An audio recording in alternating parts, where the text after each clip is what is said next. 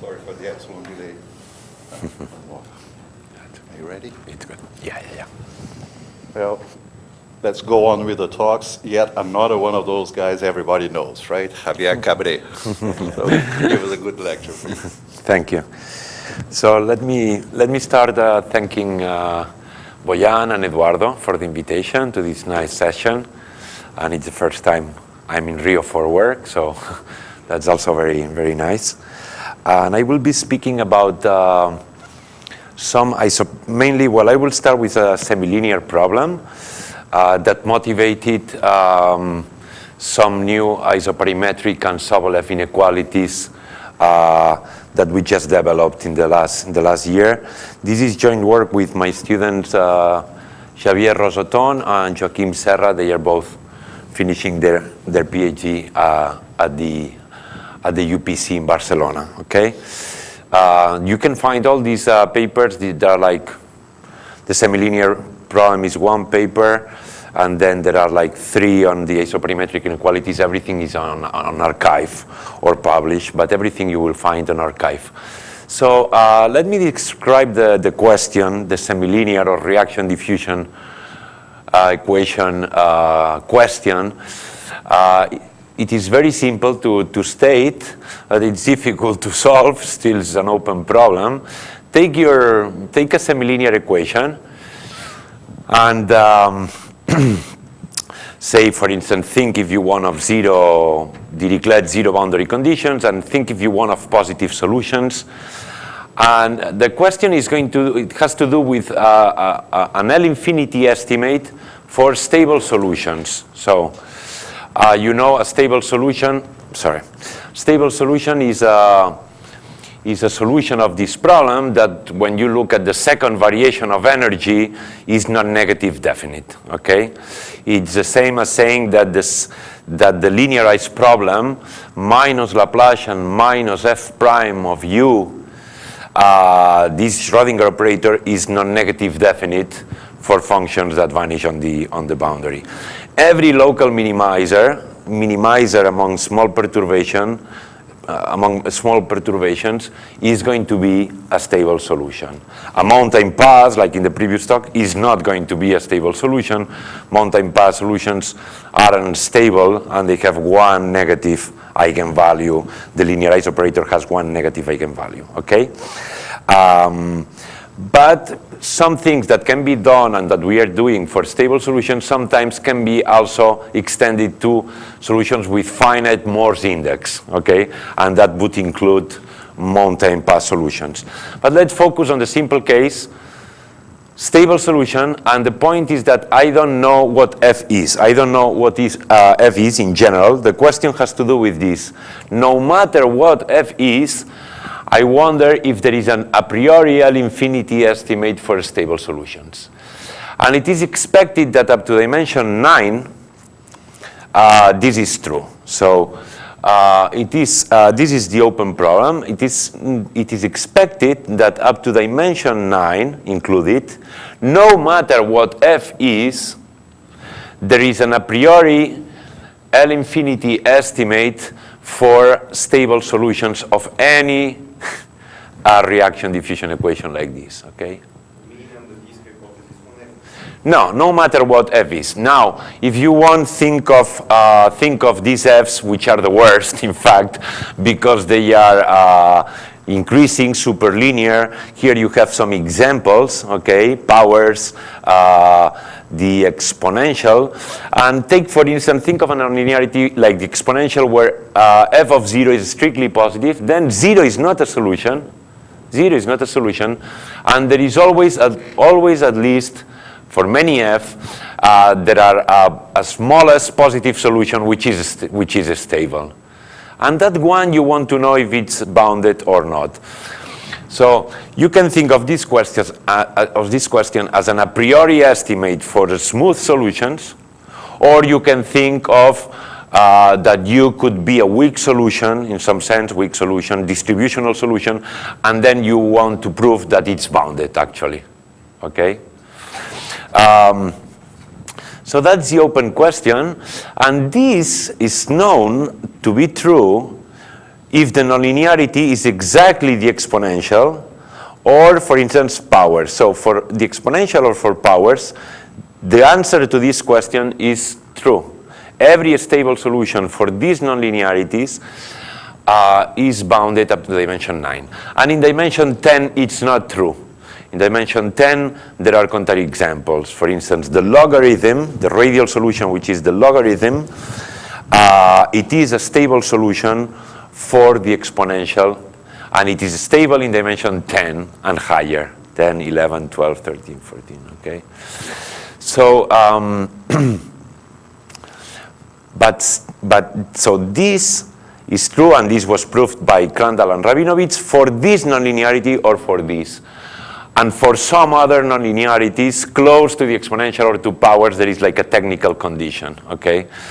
But for F general, this is still open. So what is known is the following. This conjecture is true in the radial case, okay? And this was proved by me and Antonio Capella in 2006. So in the radial case, no matter what F is, this is true. In general domain, for non-radial solutions, so general domains, it's known to be true up to dimension 3, and this was proved by Nedev, student of Haim Brezis. By the way, this question, Brezis is the person who really insisted in this question since the mid-90s, more or less. And this was his student, and he proved it in dimension 2 and 3. And then I could prove it in dimension 4 for convex domains, and this was like 2010. And now Salvador Villegas in Granada, in Spain, removed this, improved a little my work, and he removed this condition. So dimension 4, it's also okay. You know, for instance, this problem with the exponential comes from, it's a model, very simple model in combustion theory. The nonlinearity in combustion is also not so clear if it should be this one or perturbations of these. In fluids, when you have, for instance, I'm trying to give you some motivations for why to consider any F, okay, any F. Maybe for some problems you know what F is, and it's more complicated than that. But other times you arrive to this problem and you have no idea of what F is. An example, very nice physical example, is fluids. If you are in an ideal fluid, so an incompressible, perfect fluid so potential fluid in the plane, you know that the vorticity is carried around, along streamlines. So in fact, since you are in dimension 2 and something is divergence free, there is a potential. There is a potential function whose orthogonal gradient is the velocity field of the fluid. This potential function, it's Laplacian, it's a vorticity. And vorticity is constant on streamlines. So what you get for this potential function u is that Laplacian of u is constant on the level sets of u. And this is the geometric way to read this equation. If I say I have a function u such that the Laplacian of u is constant on level sets of u, it's exactly to saying that there exists a function f that I don't know what it is, such that Laplacian u equals f of u. Okay. So this is the state of the art still. So there is still a nice big gap, dimensions 5, 6, 7, 8, 9, where it remains open, the problem. Then with Xavier Rosoton, one of my students, I suggested him to study together this problem. Okay, the radial case is known. Then I thought, why don't we look at what we call double revolution or doubly radial situation, which means that I'm going to have a domain in Rn, but now Rn is going to be Rm cross Rk, and I'm going to have two radial symmetries. The domain is going to be radially symmetric with respect to the first n variables and radially symmetric with respect to the last k variables, okay? And this is the first radial variable, and this is the second radial variable, s and t. They are positive numbers, non-negative numbers. And the domain is going to have these symmetries, two radial symmetries. It's very easy to prove that stable solutions also inherit these symmetries, and they will be functions. Stable solutions are going to be functions not of the n variables, but only of s and t. So now you have a choice. You can write the equation like this in Rn, and it is the Laplacian is a translation invariant. That's nice, but you have n variables. Or you can write the equation in this way, in the plane, because the solution u now depends only on two radial non-negative variables s and t. So you can write it like this, and you recognize here the radial Laplacian, the first term and the third term, the radial Laplacian in Rm. And now, in addition, I have the radial Laplacian in Rk. So there are these four terms, then the reaction term. So this is a nice PD. It had not been studied, I think, before. Well, it was studied by me in another problem related to Allen Kahn, but I think it's a very nice equation, okay, and there are things still to be understood and to develop further. So now you are in R2, that's nicer. You are always in the first quadrant of R2, okay, the first quadrant. But the equation, of course, is not translation invariant, okay? It's not translation invariant, and it's not an ODE like the radial Laplacian, it's an ODE, but here it's not anymore an ODE because there are two variables, S and T, okay? There is an energy, of course, there is an energy, and this is the energy written in Rn. This is the energy written in R2. G is the primitive of minus f. Capital G is the primitive of minus the nonlinearity f. And now you see in R2 you have the Lagrangian, but now multiplied by a density or a weight. It's a new measure. In fact, you should think that Sm-1, Tk-1, ds, dt, you should think this, you will see this later, as a new measure. Instead of Lebesgue measure, this measure, okay? If you make the Euler-Lagrange equation, you find this PD divergence form, but with non-constant coefficients, of course. They degenerate when s is equal 0 or s equals 0 or t equals 0. They degenerate, okay? Up to now, m and k are integers, positive integers, up to now, okay?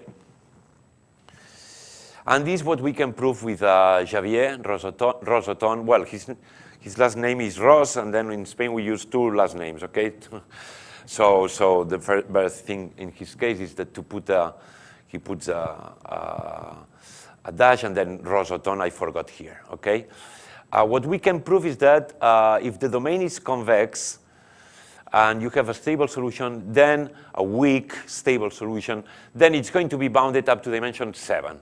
So we can go all the way to dimension 7 included, but we are missing 8 and 9. So there is still here maybe room to be improved, our result to dimension 8 and 9, and that's, I think, a nice, perhaps not so difficult, not so easy problem. So we are missing dimension 8 and 9. And then in dimension 8 and higher, 8, 9, 10, 11, 12, etc., we can prove some LP estimates for this P. P depends on M, depends on K, and M and K are here. This is not the optimal LP. In fact, in the radial case, we have a conjecture. We also have, in the radial case, we can prove the dimension 10 and higher, we can prove that stable solutions are not in L infinity, but are in LP for P less than a value that we can compute, depending only on N, which is optimal.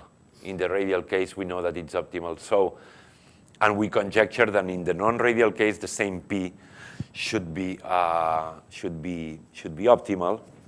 but that P is a little larger than this. So this is still not optimal. And then to prove the second part, this LP estimate, we needed a new Sobolev inequality. This is the Sobolev inequality. Okay, there are new variables sigma and tau here. Sigma is going to be a power of S. In the proof, we have to make some transformations. When we take test functions in the equation, we take test functions in the stability condition, and the test functions are, some of the test functions are power of S, powers of T, certain powers. I'm not going to give the details. Sigma here is a power of S, and tau is a power of T. I'm not telling you which power. It's a complicated expression. And then we needed this Sobolev inequality. Look at it. We are in the first quadrant, the positive quadrant of the plane. We have the gradient to the power 2. You can think Q equals 2. We needed Q equals 2. Because this is the Dirichlet energy, the Dirichlet form, the energy associated to the problem, to the PD. And here we needed to know, given Q equals 2, we need to know the best exponent in a Sobolev inequality, Q star, where the same density or weight is on the left and on the right, same one. And A and B are going to be, in our proof, are going to be positive numbers. Well, sometimes bigger than -1, but most of the time, think of positive, large, in fact, numbers, like these ones, but different than these ones. They change. So this would be the best Sobolev exponent. It will depend on A and B, and there will be a best constant. But at least we needed, what we cared is about the best exponent, okay? So then you look in the literature, and there are not too many things. We couldn't find almost anything, because this weight is not a Mackenhaupt weight. This measure, sigma A tau B d sigma d tau, if A is larger than 1, that happens very often, A larger, in our proof, A larger than 1, B larger than 1, it's not a doubling measure. Doubling measure,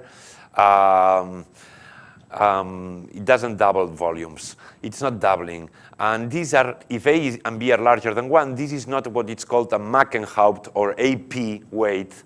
For those weights, Sobolev inequalities are well studied and they are available. So at the end, for A and B, and now this already 2 years ago, so we spoke to many people, at the end, for A and B larger than 1, we could just get a result. It was told to me by Bruno Franchi, because I asked the people experts in weights, right? Like the people in Italy, in Bologna, for instance, among others. And we could find a result by Haslas, who is with Manfred in Pittsburgh, right? I think that it's a very general Sobolev inequality in metric spaces, and it applies here, but it doesn't give the best exponent. It gives some exponent bigger than Q, but not the best, and not the best constant, of course. But it could be applied. But we needed the best to get this number. We wanted really to know the best exponent. So, but now what I can tell you is that this inequality, you know it in many cases. When A and B are positive integers, you know this inequality. In fact, it's trivial, trivial from what you know. We all know. If A and B are positive integers, this is simply the usual classical standard Sobolev inequality for functions which are doubly radially symmetric. A is an integer, B is an integer. This is the Jacobian in Ra plus 1. And that, the tau, is the Jacobian in RB plus 1. So if A and B are positive integers, think of the Sobolev inequality in RD, for functions in RD, but functions which are not general functions, but which are doubly radially symmetric. So functions which are radial on these variables and radial on these variables. If you write the Sobolev inequality for those functions in RD, you will get the Jacobian from the radial symmetry in the first variables and the Jacobian for the radial symmetries on the second. And this is Lebesgue measure in RD, and this is Lebesgue measure in RD. So it's just the usual Sobolev inequality. And Q star, you know what it is. Q star is you are in dimension D, which is A plus B plus 1 plus 1, A plus B plus 2. And the best Sobolev exponent in RD is D times Q over D minus Q. So Q has to be less than, Q is going to be less than 2, than D, okay? I'm thinking the application is always with Q equals 2. Okay, so now the question is that this, you know everything when A and B are positive integers, but in our proof, A and B were not integers. So we needed to prove this for A and B, not positive, but not integers, okay? And that's what was not available. And now if after some time, I'm sure it was not, the bad thing was this result by Haslas, but was not optimal. So now what I'm going to tell you is how we prove this. We prove this first for Q, for Q equals 1. And for Q equals 1, a Sobolev inequality with Q equals 1, it reduces to an isoperimetric inequality. So you all know this. If you are able to prove an isoperimetric inequality, then from it, you always deduce, in fact, it's equivalent to a Sobolev inequality with Q equals 1. And then after doing Holder, or more refined, doing the Talenti method, from the isoperimetric inequality, if you have a sharp isoperimetric inequality, I will tell you what is sharp next, then you are able to prove Sobolev inequalities with the best exponent and even the best constant. And the best constant is called the Talenti constant. It's given by Talenti's proof.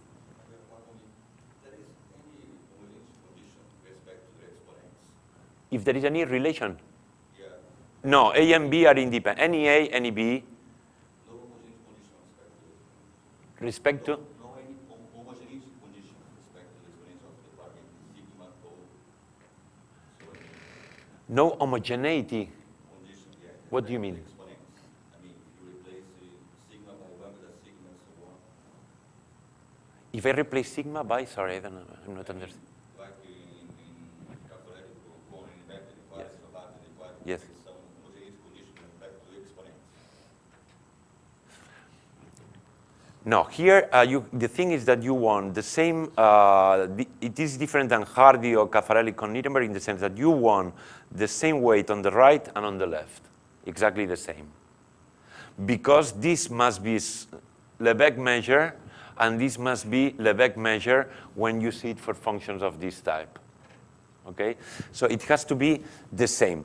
Maybe your question goes, of course, if I knew that the Sobolev inequality is true, then from A, B, and Q, I could compute the Q star that is that rescales, that makes the inequality scale invariant, and this is of course this one. Yes.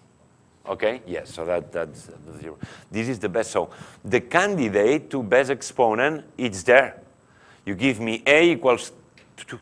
If A and B are integers, I don't have to prove anything. Now you give me A 2.2 and B 3.3. I have a candidate for the best exponent, okay, for the Sobolev exponent, okay? But we had to prove it. And in fact, this is the one that makes the inequality invariance under scaling, okay? Yes.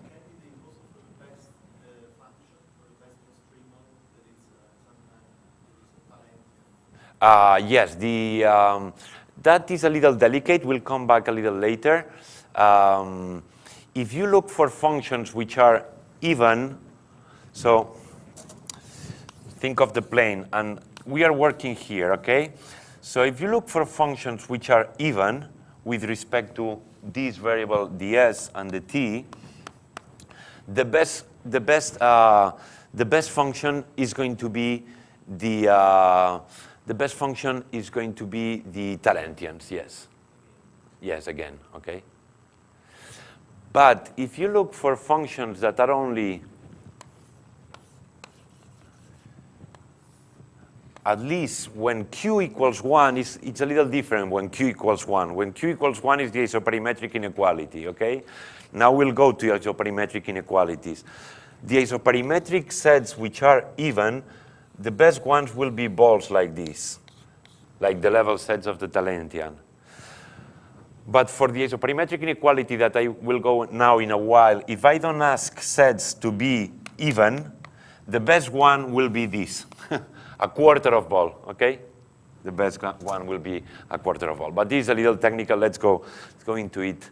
But here the best will be the Talentians at the end. So what is the isoperimetric problem? The isoperimetric problem, in fact, what we are having is an isoperimetric problem with a weight or density. Now people call it density. You will see that there are people interested on this question for other reasons. So a density or weight, it's going to be a function w, which is non-negative in Rn. And then you use this function as a new measure. It's a new measure.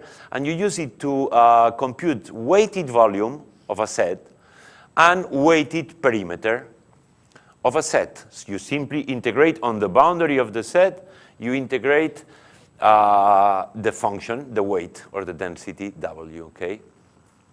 And the problem is if you give me a constant, for instance, say 12, among sets with weighted volume equals 12, determine the sets which have less weighted perimeter, okay?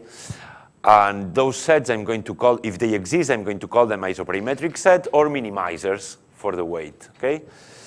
Okay, so that's the problem.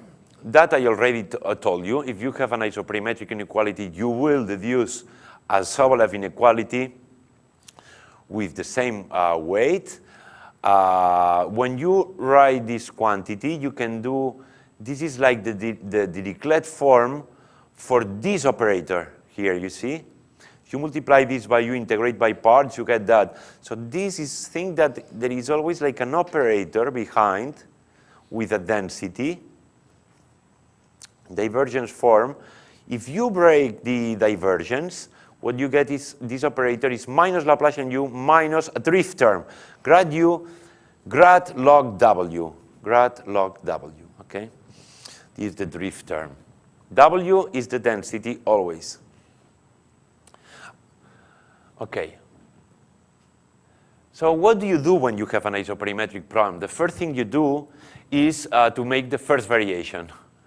If I have a minimizer of this, it's going to have first variation equals 0, or since this is a constrained minimization problem, minimizers are going to have constant, a certain quantity equals constant. So here what you get is that there is a generalized mean curvature, which is, give me a set, suppose that it's a minimizer, make the first variation, what you will get is that it's mean curvature, Euclidean mean curvature, plus 1 over n normal derivative on the set of the log of w has to be constant. Constant is the Lagrange multiplier. Okay, that's a very simple computation, okay? Just from here and from this quantity, it's very, very simple. So this has to be constant, and now I think, well, who are the candidates for minimizers? The first variation in a minimizer has to be 0. So the guy has to have this quantity equals constant. And now I see that, for instance, if the weight is radial, and I take ball center at the origin, then those guys are candidates. Because if the weight is radial, and the domain is a ball centered at the origin, then the flux of log W is going to be constant. So this is going to be constant. The mean curvature of a ball is constant. The sum is going to be constant. So first candidates, okay? But my weights are not like this. You have to keep in mind, as a weight, you have to keep in mind these ones, say in these variables, sigma and tau, sigma to the A, tau to the B. Think of this. Or if you want, in the plane with usual coordinates would be x1 to the A, x2 to the B. Or think of the first quadrant, x1 to the A, x2 to the B. This is my candidate, okay? This is not radial, okay? This is not radial, right? This is not radial. This is just in radial coordinates. You would get r a plus b, but you have a cosinus of the first angle of the angle to the power a, and maybe like this, and a sinus, okay? So this by no means is radial, okay? But it's homogeneous. It's homogeneous of degree a plus b, and now you realize that when W is an homogeneous density, like this one, and you take a ball centered at the origin as omega, then this is also constant. Because when you have homogeneous function of degree alpha, you know this formula, Euler formula, that tells you if you make the gradient of W and you at x and you multiply by x, this is the same as alpha W of x by homogeneity. Any homogeneous function of degree alpha satisfies x grad W gradient W equals alpha W. So when you divide by W, you see this is up to a radius. This is exactly the normal derivative of the log of W equals alpha. So this is constant. Euclidean mean curvature of a ball is constant. This is constant. So balls are, this is very surprising, and this is, for me, and this is the only, so at the end, the answer, as I already answered to Giuseppe, the answer is that isoperimetric sets for this density are going to be ball centered at the origin, okay? It's not surprising when A and B are integers. If you think of going to a Euclidean space of a certain measure, much larger, of a certain dimension larger than A and B, okay? When A and B are not integers, the solution of the isoperimetric problem is going to be the same. Balls centered at the origin, okay? But I only have an explanation for that. I have no other, and nobody was able to give me another explanation. For instance, like a weight like this, it's not so simple. R to the A plus B, cosinus alpha to a power, sinus alpha to a power. The only explanation I have to say balls centered at the origin are going to be isoperimetric sets is to tell you this, that at least they solve the first variation. Because this is constant and this is constant, okay? Any other explanation somebody can give, that would be helpful. And the problem, in fact, is very difficult, this isoperimetric problem. It had already been with a density. It had been studied by probabilists. This is the Gaussian. This is a very important weight. It appears in many PDEs, in probability, everywhere. This is the Gaussian density. And Borel, in 75, already proved that isoperimetric sets are not balls. Are hyperplanes, in fact. You give me a constant, 0.1. This is the origin. I look at a hyperplane so far from the origin that the Gaussian integrates only 0.1 on the left, on the right of this, and this is the smallest perimeter. Okay, always you are weighting volume and perimeter with the same weight, okay? In this case, the Gaussian. If you change the sign, then yes, minimizers are ball centers at the origin. These are radial, huh? These are radial. Mine weight is not radial. These are radial. But even for radial, the problem is very, very, very delicate. And this is very recent work by people mainly in around Frank Morgan and people in isoperimetric inequalities. They are interested and in Riemannian minimal surface people, say minimal surface theory people. They are very much interested on manifolds with a density. And when the density, for instance, is homogeneous, the simplest case in the plane, the answer is already very delicate. For negative, sufficiently negative exponents, minimizers are the exterior of balls, center at the origin. That's nice. For alpha between -2 and 0, there are no minimizers, very bad news. And for alpha positive, minimizers are circles, but not centered at the origin, passing through the origin. So you see, very funny. So the problem is very delicate. So I'm just speaking about this, just this density, for instance, okay, x, the modulus of x, or the modulus of both, to a power, to a positive power, in the plane, okay? And you are thinking of domains and weighting the perimeter and the volume always with this weight, okay? And the answer is that the isoperimetric sets are things like this. Balls centered somewhere, this is a ball, passing through the origin, okay? So breaking of symmetry, many, many, many things.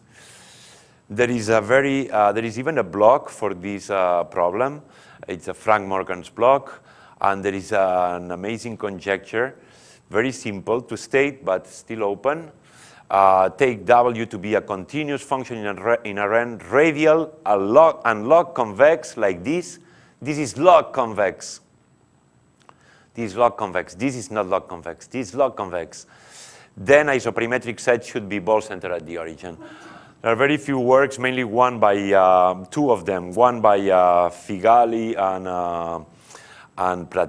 Maggi, Francesco Maggi and Alessio Figali, saying that for small volumes, this is true, but for very, very small volumes. And another work by Kosandriov, a Russian guy, Kosandriov, very nice paper, doing the same for very large volumes, okay? So that's very much open.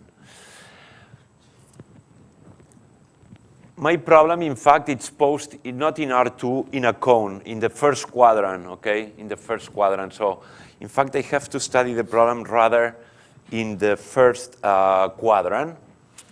And in general, we have a result in convex cone. Think of the cone, if you want, of the first quadrant, okay? But in general, in cones, and what you would have in cones is that you weight also a density, a domain included in the cone. This is an open cone, huh? It's an open cone in Rn. This is the weighted volume, and then this is the weighted perimeter. Perimeter, now you only take this part into account. You don't take this, okay? You only take this. This is what you have to do for then after apply the co-area formula and go to the Sobolev inequality. For this weight, doesn't matter because this part here and this part here would have perimeter 0 because this vanishes and this vanishes here and here. But in general, that's the problem in a cone, okay? So it's like, the cone is like an ice cream, okay? This is the cone is the cookie, and the ice cream is here, and you are asking among sets with the same weighted volume, so same amount of ice cream everywhere, which is the one that has less surface area, okay? Even for w equals 1, this was solved not so long ago. Well, this I will skip. It's also a result, a very recent result for homogeneous weights in cones in the plane, okay? Homogeneous radial weights, and the answer is already difficult. Mine is homogeneous, but not radial. So this is the theorem we can prove. Take any convex, open convex cone over N, take any weight which is homogeneous of degree alpha greater or equal than 0, with satisfying this condition, that I will tell you in a while what it is, w to the power 1 over alpha concave in the cone. And then the answer, all this, you can read it very fast. Then it says isoperimetric sets, ball center at the origin are isoperimetric sets. So if you give me any domain, the omega, in the cone, and you give me, say, that has the same weighted volume as the ball, weighted volume inside, the same, then the perimeter of the domain omega is larger. The blue thing is larger than the black thing for the ball. Okay. And so this is the isoperimetric inequality, and it's sharp or optimal because for balls centered at the origin, this is an equality. Okay, it's an equality. And when W is 1, so there is no weight, this is from 1990, and it's a theorem of Pierre-Louis Lyons and Filomena Pancella. Okay. What about this condition? This condition is satisfied in our application. Okay, so you can just check very easily that if you have this in our application, say the plane.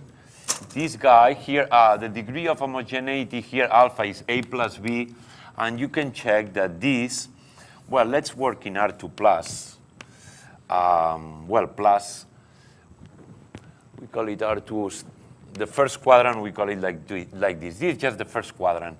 And you can check that when you make this quantity here, you make the weight homogeneous of degree 1, so A plus B, and X2, B, A plus B.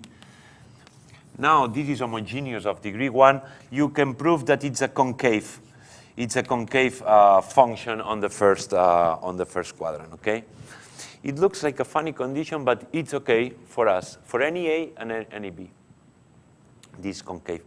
But then when we put in after some time, we put it in archive. Cédric Villani, I think this is next transparency. Yeah. Cédric Villani told us that this condition could be a condition with geometric meaning. And he suggested the right thing, in fact. He was very sharp. He suggested this condition should be equivalent to, it could be. Because then the first time I answered, I don't think so. And he said, okay. And then after some weeks, I worked better, and he was right.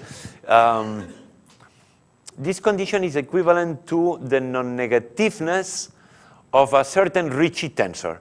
This Ricci tensor is called the Bacri-Emery-Ricci tensor. Villani also other people calls it curvature dimension condition. Curvature dimension, why? Because there are two parameters. There is, it's a curvature, Ricci curvature, and dimension because there is this dimension D, that in my case is A plus 1 plus B plus 1.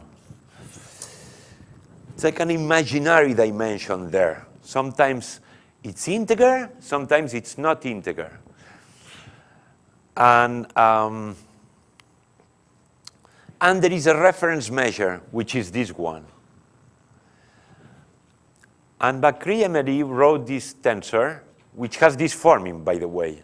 It is the Ricci of the underlying manifold, since we are in Rn is 0, and then a tensor product of gradients and a Hessian of always of the log of W. And the dimension appears, the dimension where you are, n, 2, is here.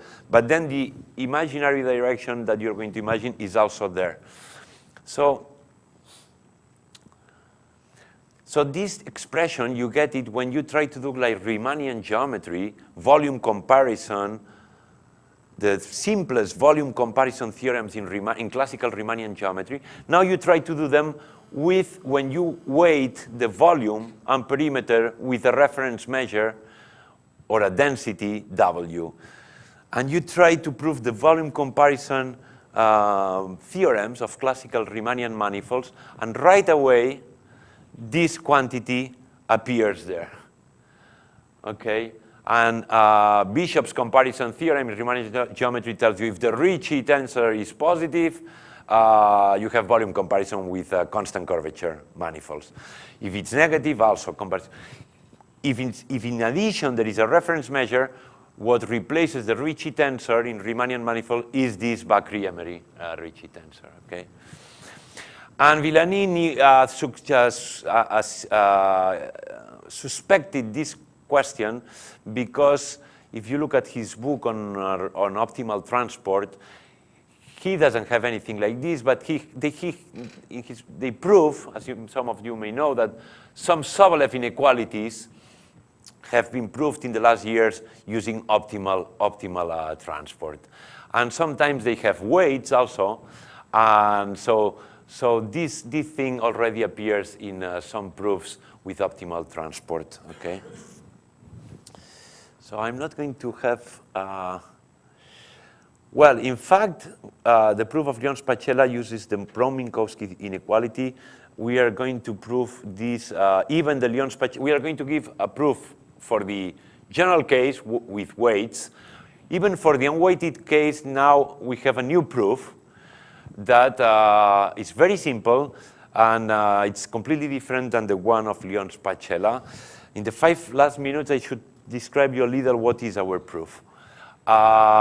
Just let me tell you that in the papers you will also find a new proof of another very classical result from the 74 of Jean Taylor, raised by Wolff in 1901, which concerns the same problem when you have a weight or no weight, but the perimeter is an isotropic perimeter. Instead of L2 norm, you work with the L1 norm or L infinity norm of normals. And then this is not isotropic anymore, and the answer of the isoperimetric problem is known. Again, uses in the unweighted case, uses the Brown-Minkowski inequality, and something I like about our work, besides covering weights, is that in the unweighted case, we provide with a new proof of the classical Wolff theorem by Jean Taylor, okay? And all what I told you about this weight in R2, same is what we call monomial. You will find one of our papers is called monomial weights. So the same thing like this for a more general dimensions, okay? This is maybe the closest thing that we found in the literature, but have time, I have to skip all these. These are many examples. And this is what I wanted to tell you. Simply give you an idea in 5 minutes of how is our proof of the isoperimetric inequality. It goes back to an idea I had. It's published in English in 2008, but the idea is from 1996, 97, and it's written in Catalan in 1999. But I don't know if you can read Catalan. Maybe Brazilians can read Catalan. But anyway, here you'll find it in English. And it is a new proof of the classical isoperimetric inequality that I found, say around end of the 90s, 2000, say. There were other proofs. The optimal transport is more recent. It uses quite delicate tools like Monchampère equations from optimal transport, Monchampère. My proof, as you will see, it's very simple. It's like Notes proof or Gromov proof. It's like you can almost explain it to a student, okay? That one is very simple, in fact. Mine, you need to know a little of PDEs, but not too much. And the proof goes like this. The idea is to solve a linear problem, linear PDE. You give me the domain, you solve a linear PDE for the Laplacian with Neumann boundary condition. Neumann boundary condition equals 1, and the Laplacian equals a constant. So that by Fredholm alternative, this is the good constant, so that there is a solution, a unique solution up to an additive constant. The solution imagine this is your domain. You want to prove the isoperimetric inequality down here. This is the solution U in black. It has normal derivative equals 1 at all points on the boundary. And then my proof uses what it's called the Alexandrov-Backelman-Pucci method, or ABP, Alexandrov-Backelman-Pucci method.